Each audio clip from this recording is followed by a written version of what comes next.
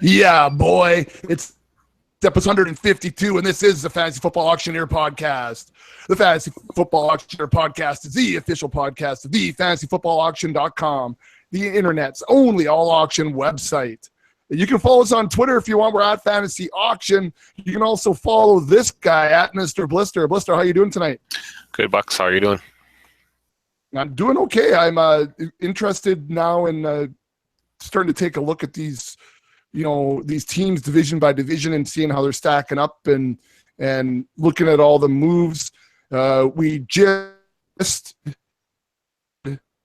recently on the free agent fallout, that was episode 151. So if you want to go back and listen to some of those, but I'm interested in going through some of these teams with you tonight, Blister. Yeah, it's good to kind of get a feel for all the teams. And, I know when I'm listening to other pods and stuff, I like to kind of take note of that. And, I like to take in as much information as I can. So whether it's podcasts or NFL Today or a bazillion different websites I read every night when I go to bed, I just kind of try to absorb it all and kind of get a feel for, the more information and the more attitude or the more opinion, I guess, that you get on teams and players, the better. Kind of helps you form your own. Yeah. Then. Absolutely. So Slim's not with us tonight, so we're gonna work our way through the AFC West. The two of us here. Typically, what we do is these breakdowns are available on our membership side of the page. Usually, I post one from each, and as a freebie for you to go through and take a look, and then the rest of it really does go to our members. So when we get the paywall up, and we'll let everybody know. Hopefully, here in the next week or so, if I can get down to setting that up again. So check out that on the website, thefantasyfootballauction.com. And we got the free agent ones already out there now, and we've posted 2 podcasts last week as well. So we're getting rolling, Blister, eh? It's about time. And like you said, we just talked about our Dynasty rookie draft the other day, and that is the best part. So if people are getting ready to go to the draft, that's that's some of the best fun you can have. And that's why you do an auction, because the fun lasts for 3 or 4 or 5 hours at night. So, it's the way to go. I thought it was a good idea when we talked at the rookie draft. If you just met once a week and threw $5 in the pot or whatever it was and drafted, and then just best ball, you don't have to worry about the lineup ever, right? That would be that'd be a lot of fun. It'd be awesome. We used to do that. Like we used to get together once a week and play poker when that was the big craze and the wave. And we've obviously that kind of faded, but that would be a lot of fun if you get 12 guys together or girls, it's kind of the idea behind 12 people. The idea behind the MFLs, right? It's just you're drafting. Yeah, they're a lot of fun, and they are fun. I mean, I love that part. So we should attempt it. Just throw together a best ball. Say, hey, who wants to draft? Invite 15, 20 guys. The first 12 that sign up, they're in. There you go. Get together and have a couple beer and have a draft. Maybe we'll have to take that on, Bex. Me and you will have to spearhead that. Think about that. Yeah, I like the idea. Yeah. Anyways, so we're going to talk about AFC West here, Blister. So if you guys are ready, then I'm ready. Let's cock the hammer. It's time for action. So we're going to take a look at the AFC West, Blister. You broke it down. You've shared it with me. Top of your list on the AFC West breakdown, I'm sure in no particular order, are the Denver Broncos. I'm sure you didn't list that in order, did you? Nope, I don't know how I come up with them. Or just maybe it's alphabetical. Is it? I wonder. Could be alphabetical. And there you have it, Blister. It is. Yeah, it is. It is. So we'll work our way through the Broncos and the Chiefs and the Raiders and the Los Angeles Chargers. That's right. So did I change it? We'll take a look at some of that. Yeah, you did. You did a good job there. Yeah, I had to go back. I forgot a few times. So, the Denver Broncos were poopy last year. Yeah, 9-7. No Peyton. That's the big question this year. Again, is going to be the quarterback play and how that affects all the fantasy players around them. They got Trevor Siemian, Paxton Lynch, and they drafted Chad Kelly, and apparently Chad Kelly could have all the tools and. Just maybe he doesn't have the toolbox right now to keep him in. So hopefully he can get that straightened out and stay on the field and let off-field behaviors, maybe smarten them up because they need a quarterback there. They got some good good players. And I think last year the quarterback play really hurt Demaryius Thomas, and Demaryius Thomas, he's a guy that you would have paid highly for in your auction for the last couple of years, and last year he was quite disappointing. And he still ended up as the 15th ranked. That surprised me when I looked at that when you posted. I wouldn't have thought that off the top of my head. Yeah, and I think, which was okay. But I think when you drafted him, you had a lot of higher expectations for him. And Emmanuel Sanders did all right. I think he finished, what did I say, 20th last year? 20, yeah. Yeah, so, I mean, Demaryius had 90 grabs still last year. Still went for over 1,000 yards, but only 5 touchdowns. And he did have some bad drops last year, too. So it wasn't really like him. But, I think if anything this year, what happens with these guys is when you go to draft day, sorry about the yawn, buddy. I'm really tired. I didn't think I was tired. Well, at least you're not in the boudoir last week. Probably a good thing. I'd be already talked out. If you're doing this by yourself, just have snoring on the mic from one end. There you go. Yeah.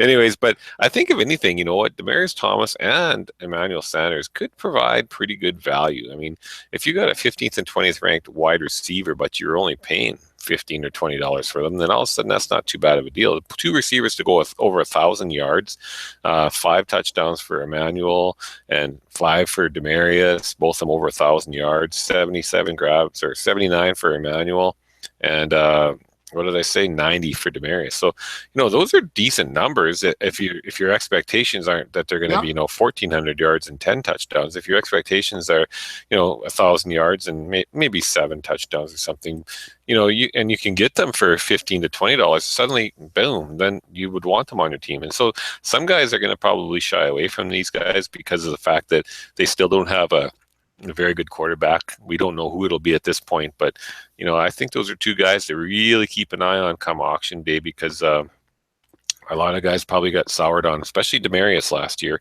and he could just be one of the better values come your auction day. Well, and I think they're going to be the guys coming through your auction during that kind of lull. You know what I mean? It's a couple hours in, guys are taking a leak and doing it's those guys. Yeah. Right, because nobody wants to put them first because you're not going to draw a lot of money. Right. Yeah. Right. So I think that's you're going to see them. Yeah, that's a good point. Yeah, that's right. When last year was Michael Crabtree, I think Slim said he went to the washroom and missed out on him. Yeah, exactly. Pretty good value. Yeah. That's typical. So, do you think Jamal Charles does anything with this team, Blister? I don't know. They didn't sign him. He might not make the team. I put him down as in our column for breakouts and bust. I put him down as a bust. They didn't sign him to too much, and he's been around a long time. But if he does make it, I think what it does is it hurts. If he's still there when you do your auction draft and it's later August and he is there, and and if the reports from training camp are that he's looking good, then that just is going to drive down the value of C.J. Anderson and Devontae Booker. So it's really going to be a mess because no one's going to want to pay too much for any of those guys then. But, it could quite easily be 2 weeks into the season, Jamal's hurt and, Booker's fumbled again and CJ is the lead dog and, that's that. And so the only problem, though, again, still is the quarterback play is not going to scare anybody off. So it's still going to be hard for them to run the ball probably because they're not scared of the quarterback's arms. Like Lynch, he'll throw it down the field. Simeon won't, but they won't. You see what they did last year. They're not really scary. They're not a threat. They're not Aaron Rodgers. They're not. So I think the guys aren't going to get a lot of room to run. If they're probably thinking young quarterback, get the ball out of the quarterback's hands quickly, which means could be running or could be handing it off and stuff like that. I just think that the running backs might be a good backfield to avoid on draft day. Yeah, I think so too. Let's move on, Blister, to the Kansas City Chiefs. Kansas City Chiefs, FYI, Blister, are very much a popular team with the listeners of this podcast. The number one market of the podcast is the Midwest, Kansas. Like that's who hits a lot. So shout out to everybody who's a Chiefs fan in that area. Nice. I was just going to say, Blister, you're also going to have to make a change to this because the news that came out was Jeremy Maclin is no longer a Chief. Yeah, that was quite shocking. No, I think he's going to find a landing spot. I think last I heard, LaShawn McCoy was really rooting hard to bring him to Buffalo. Oh It might yeah, be a good spot for him to go, actually. But yeah, I yeah, was quite shocked that Jeremy Macklin got let go on the weekend by KC, and disappointed at the same time. I mean, they actually, I mean, they had a pretty good team last year. Their offense was 13th ranked, 24.3 points per game. I always love their defense, fantasy defense. They always do quite well. They were actually a second-ranked fantasy defense according to FF Today stats. Depends how you score your defenses. They ended up 12-4. I mean, they got a lot of talent on that team. You know, they got rid of, obviously Jamal Charles is gone, and now Macklin is gone, which that's going to be a big hole. But you know, they got Spencer Ware in the backfield is a good, and Travis Kelce is great, and Tyreek Hill. I mean, Tyreek Hill all of a sudden he could be very valuable. Next year. And I am an owner. Yes, and I almost got him off you for. I tried throwing him out for second round rookie picks to pretty much everybody, and nobody bit. Yeah, I don't know. I mean, with Macklin gone, wow. I mean, he's going to be given quite an opportunity, and maybe see what I wonder about though, and I might have wrote this in the write up. I should pull it up here, but if he's going to be potentially their number one, do they take him off? He was on special teams. He had a lot of return touchdowns last year, which was really awesome. Does he get removed from that if they're relying on him? They do like Julian Edelman returns kicks or punts. You know. Yeah, I know. Antonio still does once in a while too, right? Antonio Brown. I just wonder if that becomes a concern or not. I don't know. If it would. Well, now because they got. Sorry, go ahead. So, well, I mean, looking at the depth chart, Chris Conley is still there, Albert Wilson, DeMarcus Robinson, DeAnthony Thomas. You know, they've drafted or signed undrafted 1, 2, 3, 4, 5 rookies. So yeah, it's going to be interesting to see how that whole depth chart shakes out come end of August, because you think Chris Conley and Tyreek Hill should be up there. You'd think maybe can Travis Kelce get targeted even more? Travis Kelce almost got to be the happiest people. Absolutely. You got to be the happiest people of the whole group, because he's going to, I mean, he was the number one tight end last year, if I remember correctly. Yes, he was. He had 117 targets, 85 grabs, only 4 touchdowns. You know, that number could go up quite easily, 1,100 yards. So Travis Kelce could blow people out of the water this year at tight end. Yeah. And that it's going to be an interesting offense to watch during, training camp and the preseason, because you also have to consider Spencer Ware, and is this Kareem Hunt, is he going to step in and win that job even before the season starts? There's a lot of people saying that could happen. Yeah, that's going to be an interesting one, because I think, again, with Ware and with the shiny new toy in town, I think, Ware's going to get every chance to start, but if he stumbles, I really think the rookie could take over. But it'll be interesting to see how that shakes out. I was just going through my notes here and trying to adjust where I talked about Macklin a couple times. I saw that. Well, hey, I mean, you got to stay on top of it. I was pretty shocked when I heard that, and the poor Zoobs in our dynasty league, just one more wide receiver that he have. Yeah, no kidding. That's too bad. Well, he's still going.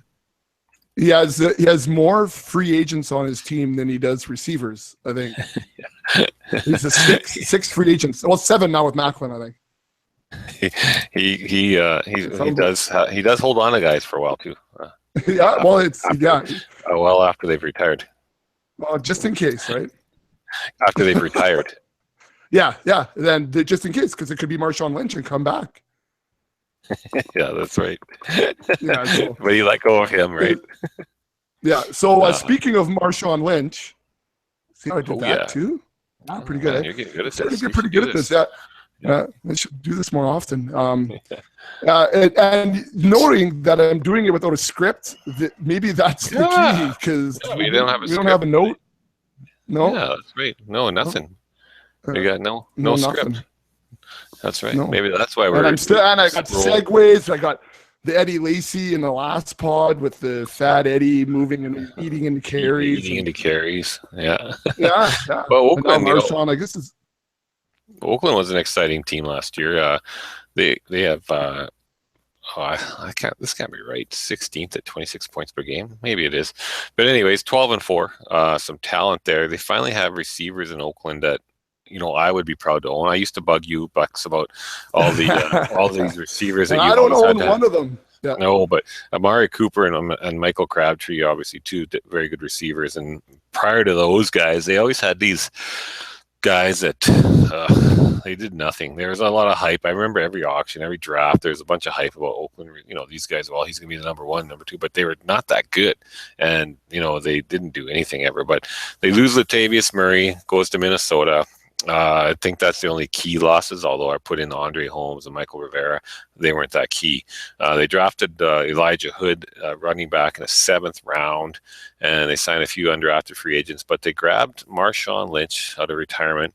Jared Cook comes over, tight end. It could be their best tight end they've had for a while.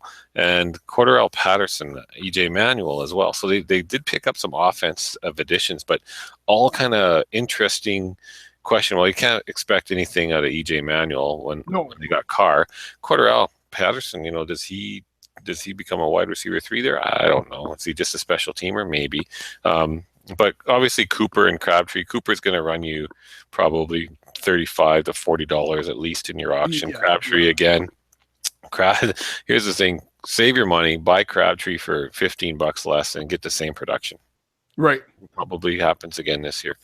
What do you like in Oakland this year? Well, that's one of the points I was just going to make, and then also too, I was going to ask you about Elijah Hood, because there's a lot of chatter that Marshawn isn't all that he was, and this Elijah Hood could all of a sudden be the man, right? Well, that's the thing. You got to keep an eye on him. I mean, I don't expect too much out of Marshawn this year. I wouldn't be going in. I don't want to own him in any leagues. There's Jalen Richard and DeAndre Washington that they had drafted, I believe, last year, and then Elijah Hood comes in. So, those guys played quite a bit last year too, in different times, and who knows who it's going to be. We had this conversation a lot last year, like thinking that one of these guys would step up, but I would keep an eye on Hood.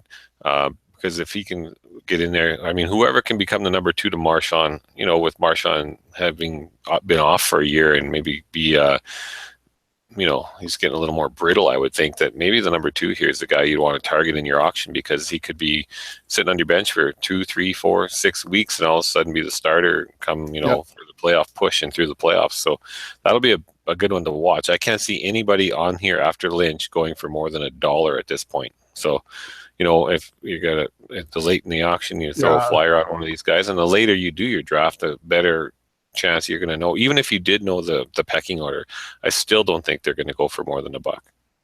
Right. Well, and I think if you're going to draft Marshawn Lynch, you have to handcuff him. I think so. I think a guy like Elijah Hood goes for more than that because of that. I mean, he might go for $5 or something, just because you're going to have to pay for it. So, if you're going to draft Marshawn Lynch, then add an extra $2-3 to what you're willing to go for him, because you're going to have to take Elijah Hood behind him. I think you got to. Yeah. Oh, I think you do. I think you need to have some young backup potential there, because once he goes down, you're going to pay an arm and a leg on the waiver wire, and you might not even get him. And then all of a sudden, that starting running back maybe starts to become real productive there. So, yeah. Well, and I think because behind that line, right, and their team that's gonna, I think, score more points than they did last year.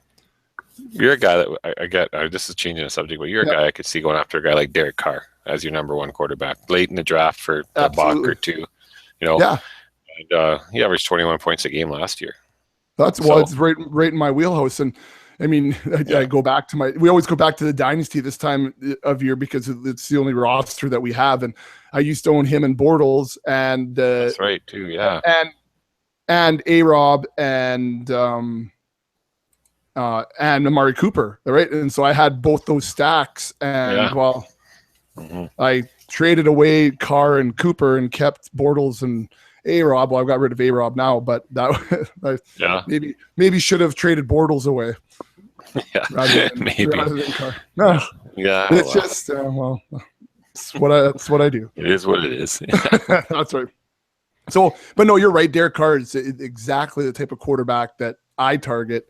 But not on this list. But if you're going to look at guys you're going to target, even though he's not in this division, I think one of the guys to look at is Joe Flacco this year. For free. Yeah, he would get him for nothing. He's been practically free for the last, as long as we've been doing this. It seems like, no matter what, and he can throw, and he can throw deep. Mike Wallace again, like last year, I pumped Mike Wallace's tires last year, and he had a pretty good year. Yeah. So I remember that, and I grabbed him in a few spots. Well, and I just think with the Danny Woodhead edition, so there's going to be some catches coming out of the backfield too. I don't know. I just think it's interesting. Anyways, we'll get it back into this division where we're supposed to be. It's the Los Angeles Chargers, the LAC short form. So the move to LA obviously is not going to do much for the team. I don't, as far as their fantasy production. But what do you think puts their outside of Melvin Gordon and maybe Phillip Rivers, what else is going on there? Well, those two guys are pretty big studs. I think, last year they ended up as a 9th ranked offense, which is pretty impressive. But more surprising was their 5th ranked fantasy defense. Like their overall defense was kidding. They were 5-11, but they put up fantasy points on defense somehow. But they lose Stevie Johnson and Danny Woodhead are their two bigger losses, and they drafted 7th. I had to laugh here. Key losses, Ronnie Hillman. That's awesome. Yeah. Anyways, he's not so key. In the league. Yeah. him and Monty Ball are. They're hanging out now. Anyway, sorry. Mike Williams, they drafted receiver 7th overall. I think he has an opportunity. I mean, he goes to an offense, obviously, again, if their defense is poor, they're going to have to throw it. And you know what? I've always kind of hated on Phillip Rivers, but man, the guy puts up fantasy points. Good, yeah. And so I think, you get Phillip in your draft again, very late, very cheap. And you got a guy that's going to throw for over 4,000 yards. Last year, he ended up sixth ranked quarterback. Threw for 4,390 yards, 33 touchdowns. 22 points a game, and you get him for peanuts.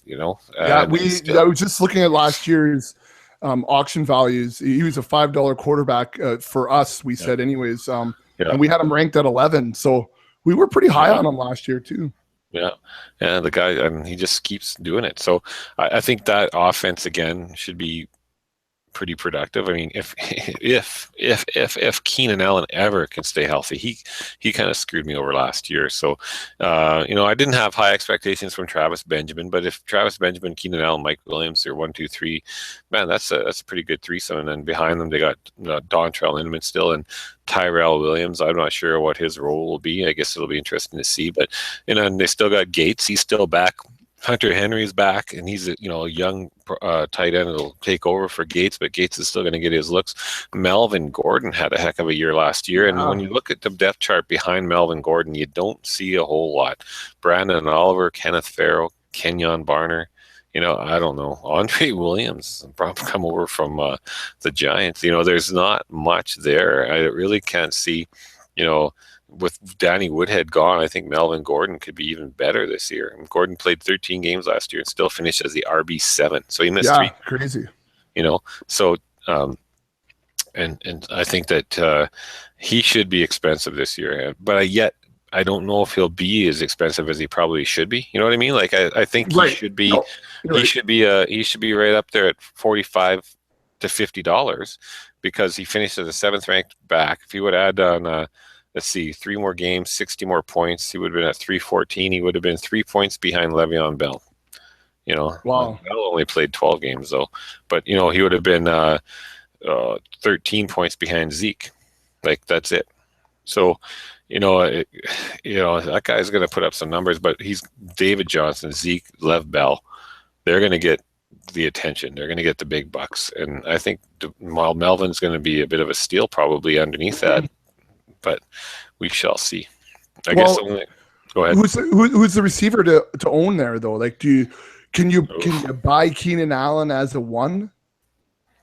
I would be scared to have him as a one. I mean, he just hasn't been able to stay on the field. And last year, I had high hopes in him. You know, a lot of my fantasy teams got busted because of Keenan Allen and Sammy Watkins last year, and Right. I'll have a hard So time investing in them again So this year. Keenan Allen, we had as the wide receiver 8 heading into the season. This goes back to August 13th last year. So we had him at 8. He had a $41 tag. Do you pay like what? Only $30 for him now? Does he fall out of the top 20? Well, I can't see too many people spending a lot on him because I think they're going to be scared off that he can't stay in the field. I would probably be happy if I got him for under 30. I mean, any over 25. I mean, there's a lot of pretty good players out there that have a lot better durability that you could get. Like, at least that's what you think in your mind. You can't predict injuries, and you don't know for sure. But whenever you spend, like, this is like right now, and I'm playing fantasy golf every week, and when your top dog like Dustin Johnson doesn't make the cut, well, then you're screwed. Yeah. So, if your top dog, like, you spend so much money on your receiver, Keenan Allen or whoever it is, Sammy Watkins, and then they're hurt or don't even play, then you can't replace that talent after the draft on the waiver wire. You just can't replace it, especially at receiver. You can at running back, I think. I mean, when a running back gets hurt and then the number 2 emerges, gets pushed up to be number 1, well, they're going to get those 15 to 20 touches perhaps a game. And so they're going to get fantasy points. But a receiver, you don't go from the number 2 to the number 1 and instantly get the targets, or you don't jump from the number 3 up to the number 1 because of that's your role or whatever, and instantly have the success that Keenan Allen would have had. So it's so hard to replace that. You don't see that replacement value coming in very often. It kills your team. Do you just to stay in the division then? Do you take Keenan Allen over Demaryius Thomas? Oof. You know what? I think I'd have more confidence in Thomas this year. So there you go. So we had him heading into the season wide receiver 16 at a $34 tag. Last year? Last year, yeah. Is that right, eh? Wow. Yeah. Yeah, I just think that Thomas, his numbers weren't that bad despite the bad quarterback play, and I think that it'll be a little better this year. And Keenan, he scares me. The injury risk just scares me too much. Yeah. If he plays and if he stays healthy, he'll do great. But that's the big if. That's a big if. Well, I mean, again, going back to the dynasty, he was my wide receiver 3, so I'm happy if he's going to be my 3. Yeah. Yeah, that's for sure. But you don't want to draft him as the 1. No, I couldn't do it. What do you think about Antonio Gates? 36 years old now. Do you think he needs one more touchdown or something to set the record? Well, and then he retires? Or I hope he does, because I need Hunter Henry to play. That's what I need. I wouldn't draft him. I don't think, even for $1. I think there's other guys who. Yeah, I'm not gonna. Yeah, I'm not there. I think the wide receiving core there is pretty crowded, but then you just got to love Phillip Rivers this year. That's the way. I think he'll be great. Yeah, there's definitely a lot of cheaper quarterbacks to be had. I don't think that anybody's going to bring down too big of money this year. Like, Aaron Rodgers will probably be the most expensive, but I can't see too many guys paying $25 for a quarterback anymore. Mm-hmm. Just doesn't make sense. No, you're 100% right. Well, this year in ours, you will, because of the Superflex added. Oh, that's going to change things. Oh, that's right. It's all it's all together changes different. Everything. It changes everything. Well, you know what? We should for kicks on a pod break down the change to our redraft and what that means to auction prices. So just comparing, you know what I mean? Because it's a pretty diverse. That's right. Or a big change, right? So that'd be an interesting conversation, I think, when we have Slim on, and I think that'd be a good conversation too, just as a commissioner, to talk to him about why he decided to make the moves. And it's going to be tough too, because I would have to guess the majority of the auction drafts that are out there are just your standard redraft, one quarterback, not a super flex, because that totally changes the cost and value of players. Of right? everything. Yeah, I think that'd be an interesting conversation. We should make sure we mark that down. I'm kind of sad that we're doing that. I like it. Quarterback. Two quarterback league? Yeah, I just like that he made the change. I like that he went super flex for sure. It just is going to give us the quarterbacks more value.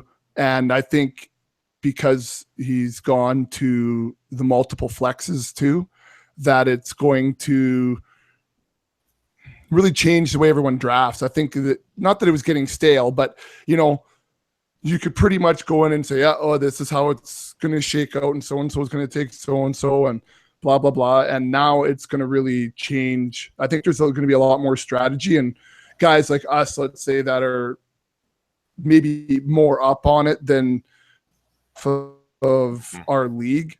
Yeah. Well, I'll have to do some mocks for that, because that's definitely going to look a little different. That's for sure. Yeah, for sure. Maybe we should change it. Maybe we should change it every year or something. Every year, this is super flex. Yeah. This one is tight end premium. This year is 6 IDP guys. Like Scott Fish. Start. Yeah, all like the Scott time. Fish. Continually be different. Yeah, that one's at points per first down this year. Yeah. So, I mean, I think Slim made some of those moves. Like when I just started up this second dynasty and I'm commissioning that one, it basically the rosters and the scoring that he has on for our auction are what I set for that league. Is that right? I have to look that up. Pretty much the same. So, anyways, you emailed that to us, right? Yeah. An email. I'll have to go check it out.